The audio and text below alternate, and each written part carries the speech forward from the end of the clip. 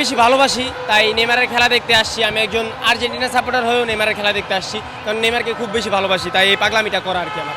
এইটা আমি নিজেও জানি না নেইমারকে কেন এত বেশি ভালোবাসি। নেইমারকে কোনো কারণ ছাড়াই আমি অনেক বেশি ভালোবাসি। পুরো দুনিয়া একদিকে আর নেইমার আমার কাছে আরেক দিকে। আমাদের উঠে দাঁড়াতে হবে। হেভি স্পিড সকল অন্যায়ের বিরুদ্ধে রুখে দাঁড়ানোর এনার্জি পার্টনার। নেইমার আজকে খেলবে, হাফ টাইমের পর হলেও খেলবে, কিন্তু হারলে তো এটা দুঃখজনক, বাট প্রশ্নই ওঠে না হারবে না আজকে।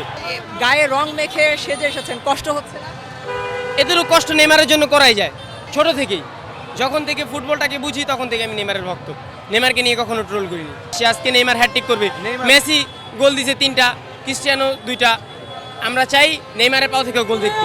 নেইমার আজকে হ্যাটট্রিক করবে, এটা আমরা আশাবাদী। আমরা তিনজনে আর্জেন্টিনা, তিনজনে একসাথে আছি, তিনজনে আর্জেন্টিনা সাপোর্টার।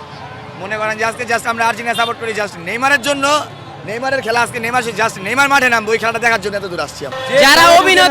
যারা অভিনেতা বলে তাদের হয়তো মাথায় ঘিলু নাই, যে খেলা বুঝে না তারাই আর কি বলে যে তাকে অভিনেতা।